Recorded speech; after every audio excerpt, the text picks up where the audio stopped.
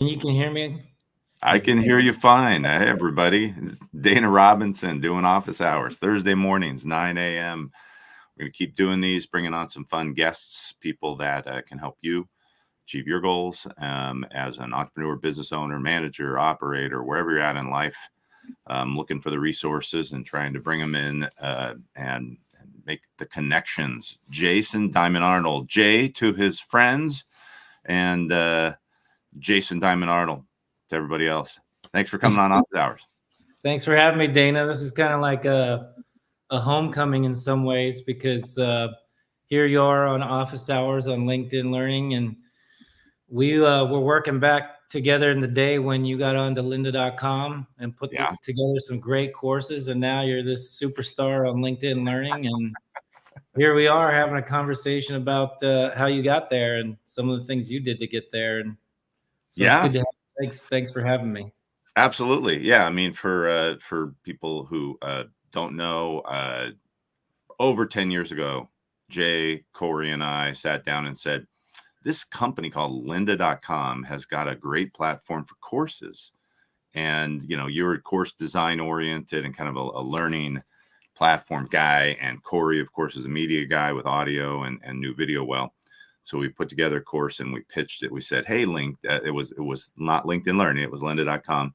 Yep. What do you think? What do you think of this course? Will you license this from us? And they said, no, we're not really doing that licensing thing, but we need a lawyer guy to do some courses. So come on up and shoot those, what they call first party, where they just bring you in house.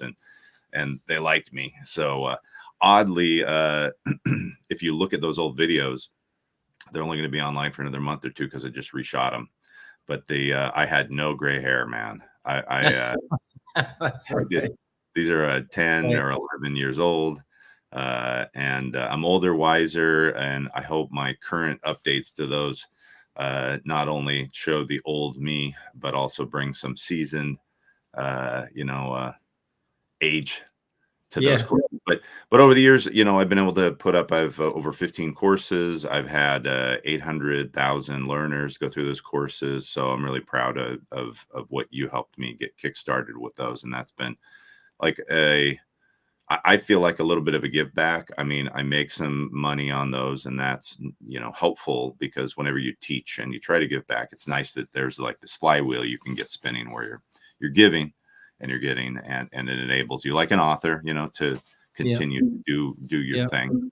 And since then, you know, you were always surrounded by leadership gurus and really smart people, and you know, you're like a guy who can like rally around that and figure out what they're going to do with it. So let's talk since the old days of developing courses failed for us as a concept. What did you do? Where'd you go after that? Yeah, thanks for asking. It failed in some ways, but it's also evolved in others, which is what what the entrepreneurial spirit is, you know, trying out where you're at. You know, right now is a unique time in history, especially in business, with the dawn of AI and ChatGPT. And you know, I saw Apple's new product that's coming out. It's going to revolutionize other things. So it's always constantly evolving, but it takes me back to that time when we were talking lynda.com before it was bought by LinkedIn Learning. Well, I was working with Ken Blanchard, who's a famous business author. Some of your listeners may know him from the 1 Minute Manager. He's written Leading at a Higher Level. He's written over, I think he's approaching at least 80 books in his career. And one of the things that we did at that company, Ken Blanchard Companies, at the time it's now called Blanchard. They're evolving as well. It's just referred to as Blanchard. You can check them out at blanchard.com. They're a leadership development company, and what they were doing in the mid 2000s was transitioning from classroom training, seminars, those types of things, to online learning. Mm-hmm. And so I had a great opportunity to be in the heart of that in R&D in a part of the company called Office of the Future with Margie Blanchard, Ken's wife. And we started putting these courses online. And of course, their big course is called Situational Leadership 2, or now it's referred to SL2. That's something else that's evolved.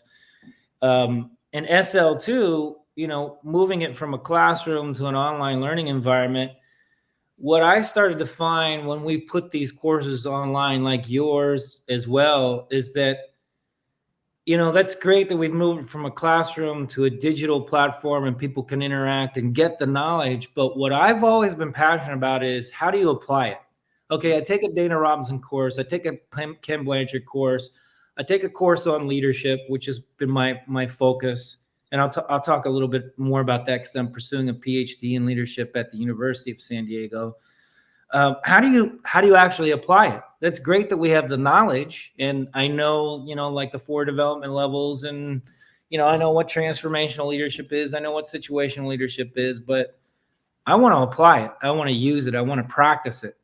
And so that was the evolution for me, was to partner up with a fellow named Chris Wallerman, who had a software company in San Diego and recently sold that software company. But we created an R&D branch within that company to put together the software where we could help companies elevate their performance through the application of really key concepts, key leadership concepts, time management concepts.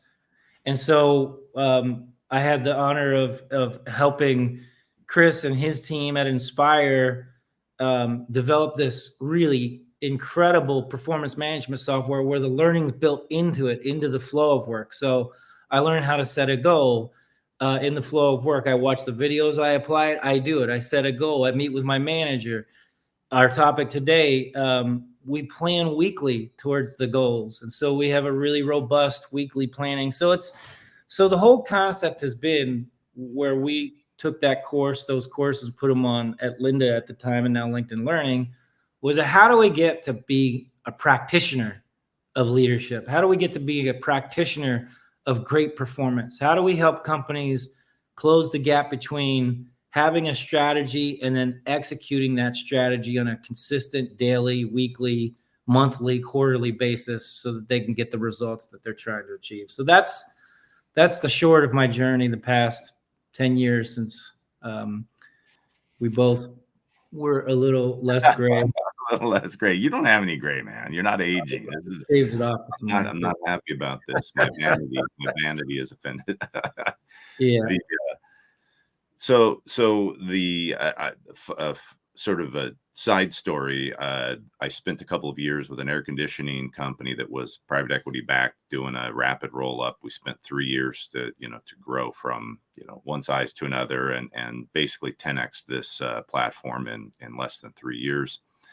And they weren't using your software, but the group MAP, Management Action Plans, I think is the MAP, but the MAP, great program. A lot of that still like in-person leadership training. But I'll tell you that one of the catalysts to that program working was when they got some simple software where anyone who got onboarded into middle management would set a goal. And it was amazing to them. They were like, what am I doing? And you're like, okay, you're going to right now, I want 3 goals that you're going to set for the quarter. Yeah. And, they're sales manager. These are sales goals. I'm going to manage gross margin. I'm going to sell X dollars. And then the magic of this set a quarterly goal is then you can divide that by 3 and then you have monthly goals, and then you can divide that by 4 and you have weekly goals. Mm-hmm. And then you can measure progress immediately. And people, in a growing organization who maybe not had any management training were really blown away because, this isn't like, you're going to live or die. They get to the end of a month and you say, how are you pacing toward those goals? And they go, wow, I accomplished 2 of my 3 goals already. That's incredible. What about this third one? I don't know. Why is that languishing? And the response was often, we set a crazy goal. We set a wrong goal. Let's fix this now. Let's not wait until the end of the quarter. That kind of thing really enabled that business to grow. And I'm looking at your software and thinking, this tool short circuits so much of what needs to happen in an organization of literally any size. I mean, you could do this with a solo business and set goals and then hold yourself accountable, right? Right. Yeah. And I mean, again, the challenge really is there's so many softwares out there, and this is what I would encourage any listeners today. I mean, you joined to hear about how doing the small plans. There's a lot of softwares out there that have the capability to plan out your week, which is really a great best practice. You mentioned goal setting. I mean, the research is really clear in organizations and even in personal settings that when people actually set goals and they write them down, they can visibly see them, whether it's on a piece of paper in their journal or whether it's on an app that's on their phone. When they check in with those, they're much more likely not only to achieve them, but this is the important part, Dana, is that there's tremendous psychological benefits that come from the pursuit of goals. Like, I mean, it even comes back to the founding of the country: life, liberty, and the pursuit of happiness. The pursuit of happiness wasn't, I mean, it was a classic term, happiness, where the idea of pursuing it, your best version, your best life, taking care of your family, like it creates this sense of freedom and autonomy. And it really inspires a lot of the psychological needs that we have that, frankly, just in a lot of organizations aren't happening. We set goals, maybe at best we set goals, and then we pursue them and we check off tasks that are important, but we don't take it to that behavioral science level where we're checking in on people's psychological needs. How's their sense of autonomy while pursuing this goal? How's their competence? Are they developing their competence towards the goal? And a colleague of mine, Susan Fowler, has done a lot of work on motivation science. And it's something that's overlooked, is that people are motivated. It's just what spectrum of motivation are you feeling during the pursuit of the goal? I mean, you wake up on Monday morning and something may be eroding your motivational outlook towards pursuing your plan this week. It's really important to investigate that while you're making your plan for the week, not just, setting a task list. So we're complex individual, we're complex as humans. We have this physical pursuit, but we also have emotional, mental pursuit of our goals too. Yeah, I think the so much of what holds people back, I would say it's about entrepreneurs. I'd say it about people in organizations, is the lack of agency, or the feeling of lack of agency. They feel they don't have agency, and when people do that, then they can't own and take responsibility either, right? So when an organization says, we're going to set some goals together, you're going to own these, are you comfortable with these, can you achieve these, then the only question becomes, what do I need to do to enable you to achieve those goals? I approve those goals, you set those as your ambitions, I'm here now to resource you to do that. And having been in an organization that was able to do that from top down, I mean, it's if you're the general manager of a division, it's your budget, and your COO needs to say, what are you missing? It's you own it. I want to empower you with the resources you need. Yeah. And that really is, it gives you the ability at a job to not get lost in this feeling of lack of agency, and then abdicate and not be able to own and take responsibility. That's right. In a lot of ways, that's what this topic of planning, doing small plans to achieve your goals, it really is rooted down in that. I call it weekly planning. I just wrote a blog article that we published this morning on inspiresoftware.com if people want to go check that out. But it's looking at weekly planning as an actual business skill. So a lot of people don't think of things like listening or problem solving or weekly planning. Covey has the 7 habits. People think of it as a habit, and it is in many ways a habit that you develop. Like weekly planning is one example, but really it's a skill. You develop it as a skill. You're very intentional about starting off on Mondays. We go into Inspire, we open up our goals, we look at those goals, we make a plan towards making progress on those goals. We assess our phase of performance or our psychological needs towards pursuing the goals. And then we create conversations. This has been cool. We've been really doing some cutting edge work with AI that helps us create conversations around the goals that we're pursuing with our manager, with our team leaders. and AI assesses us. We answer a couple questions, it assesses us, and it gives us an idea of what we might want to talk about.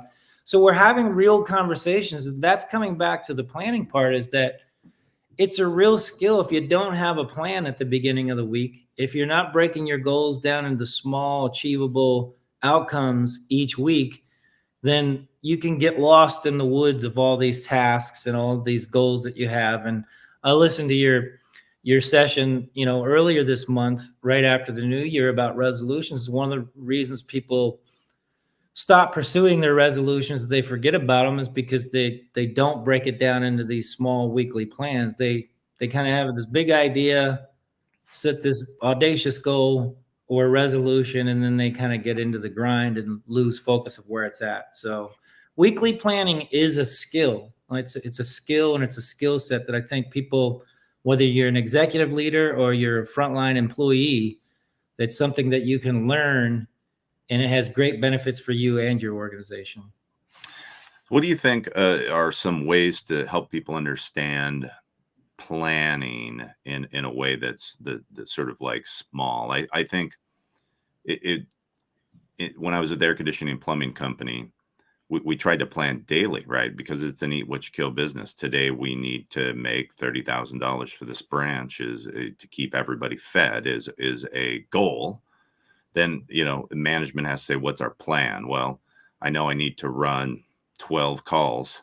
I need those 12 calls with an average ticket of X dollars.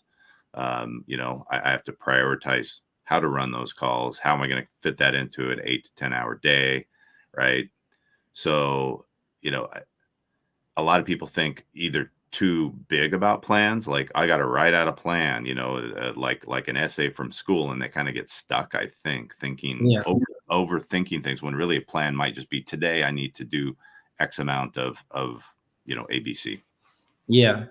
Well, it's interesting. In Inspire, we have it where you can create a weekly plan, but you can also then, and this kind of ties into Franklin Covey's best practices when he talks about the 7 habits and time management and things like that, is that then you can then break those weekly plans into daily things. So you can actually drag and drop. You can create a list. You can look at your goals, create a list of tasks towards each goal, and then look at your weekly calendar and then drag things into, I'm going to do this on Tuesday. I'm going to do this on Wednesday. I'm going to do this on Thursday, and kind of break it down. What's your most important priorities, each day? And so I'm going to do that. I would say, though, that you mentioned some interesting things. And I think a lot of businesses get caught in the trap of, yes, we need to make money. And that is absolutely important. Obviously, it's a bottom line. You're not in business if you don't make money. However, sometimes it's the cart before the horse. It's that if you take time to think about those psychological needs, those physical needs of your people, and you think about it yourself, you're more likely to put yourself in a position to have better outcomes financially, and financial health for you, not only individually, but for your company. But I think what happens is we get caught a lot in a task trap saying, okay, we need to make, X amount of money this day, or X amount of dollars this day. And I need to do X amount of calls to make sure that 10% of those translate into, and we're talking sales goals here. I mean, there's all kinds of goals within organizations, right?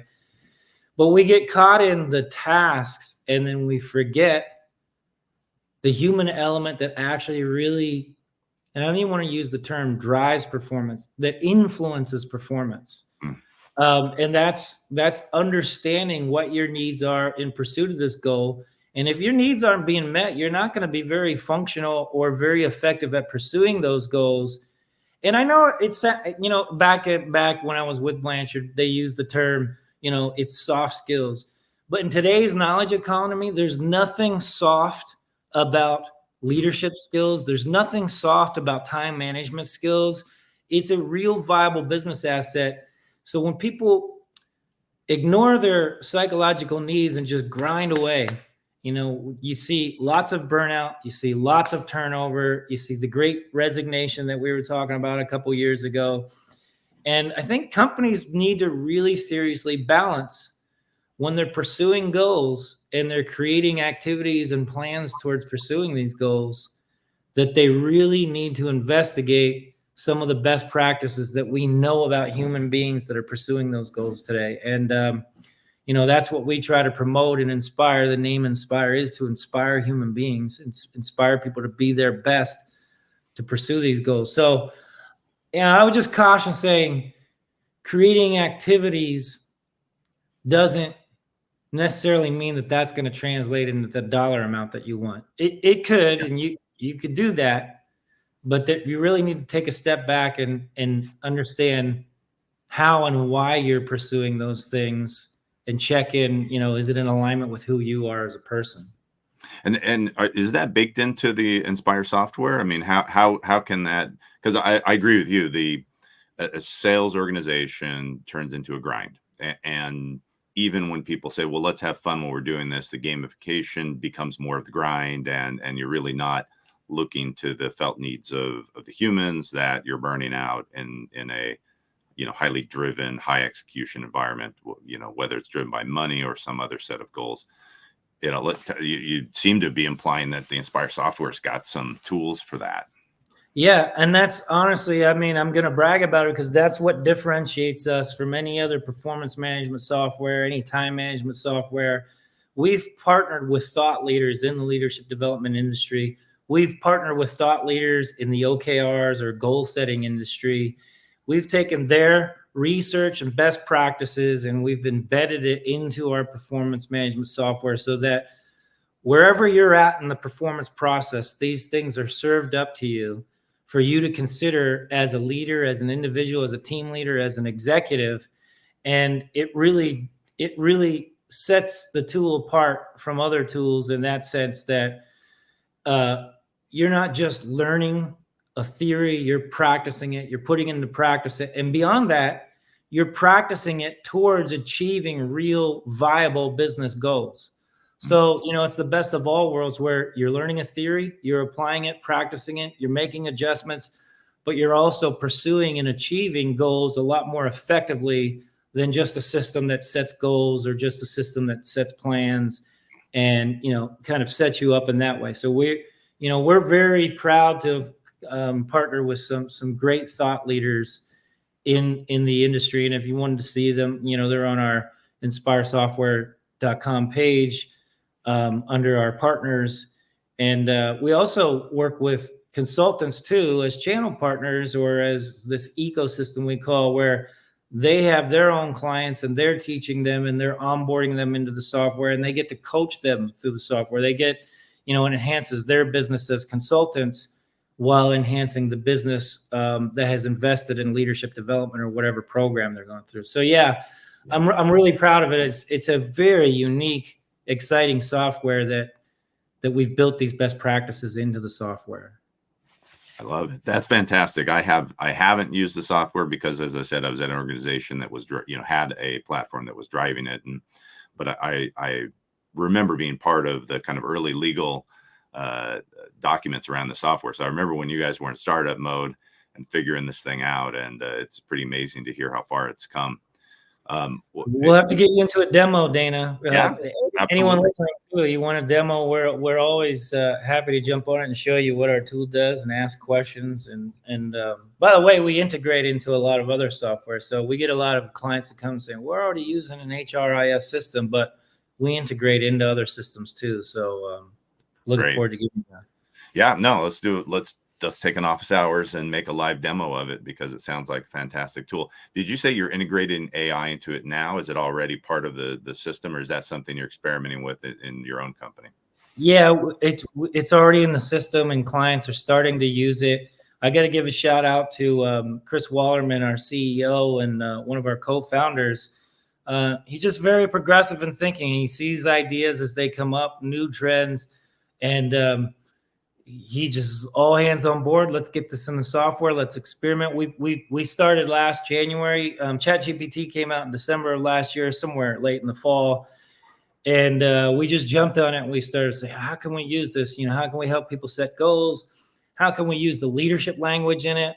And actually, it's a foundational part of my dissertation at USD. I mentioned I'm pursuing my PhD in leadership studies at the University of San Diego. And my primary focus is leadership theory being used by AI and the data that it's now producing. And it's sort of a mixed method study where I'm analyzing the conversations that managers have with their direct reports, team leaders have with their teams, and then aligning it to some quantitative data around like engagement surveys. What are actual activities in the software? For example, is there a correlation to somebody doing a weekly plan to them achieving their goals? Let's go even a step beyond it. Is there a correlation to someone achieving their goals that does weekly plans consistently to higher levels of engagement? And so my hypothesis is, yeah, when you're doing these things, you exponentially increase engagement, retention, you're achieving goals. Now, I mean, it sounds easier said than done. It's a challenge. Let there be no mistake. Like it's a change of thinking of putting these things into practice, but we're seeing exponential, great results. So AI is one of those things that has been so exciting. A lot of people are running from it. It's a hot topic, and some say, oh, it's going to take over, it's going to replace. I wrote an article last January. I had a consultant reach out to me from South Africa, and she was concerned that AI was going to replace coaches. And there's a great thought leader. Oh man, this is bad. That Josh Bershon. He does a lot on AI, and he said in a recent conference this past summer, the only people that are going to be replaced by AI are the people that don't embrace it. And I kind of feel that way too, because I am so excited, Dana, about the things that are being put into it.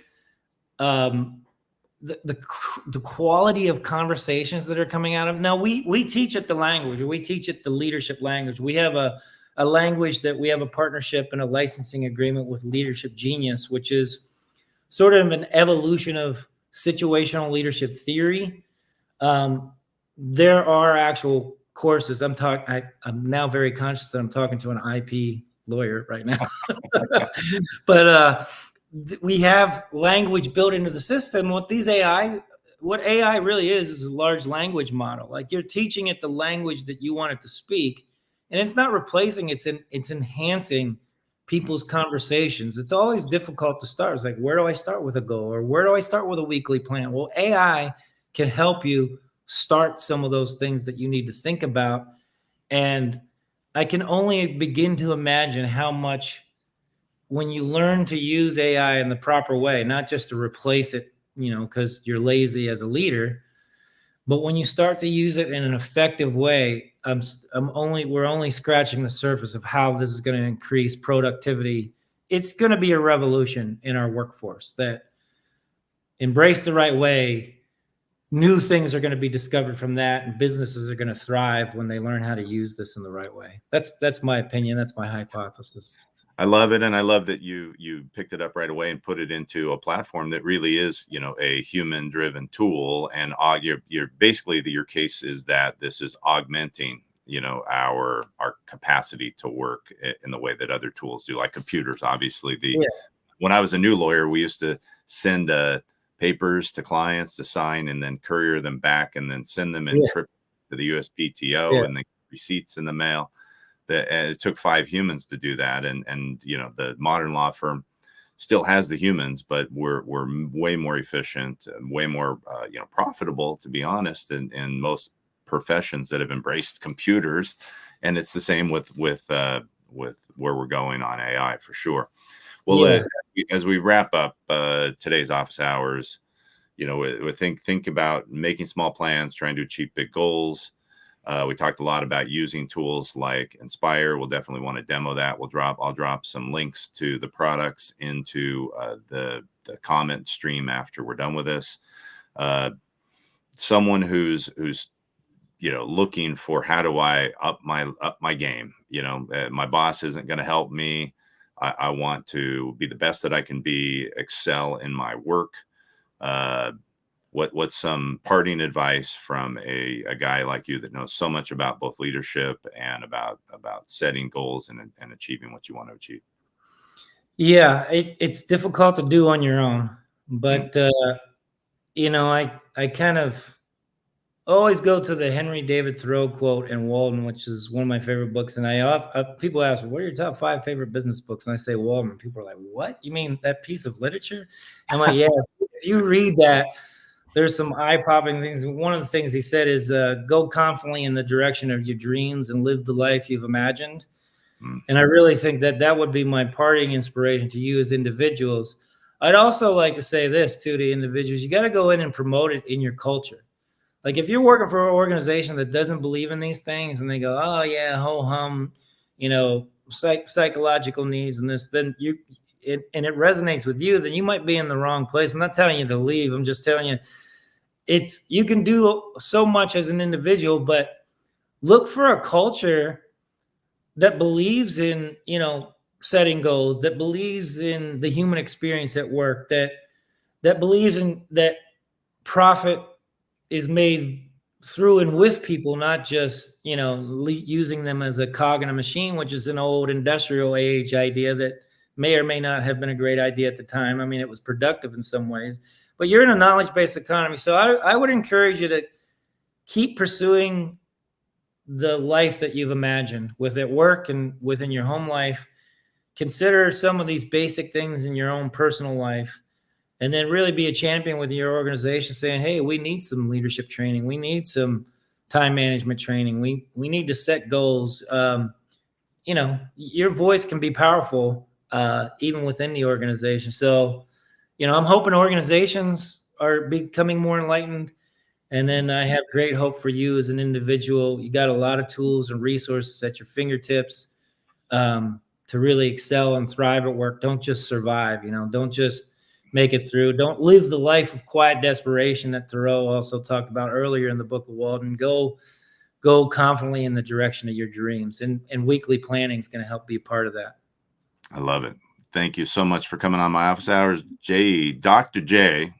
Yeah, yeah. I'm Diamond Arnold. Good to have Yes, you. sir. And anyone, we'll both watch the comment stream over the next day or so and interact. If you like more with Jay, you can connect with him on LinkedIn.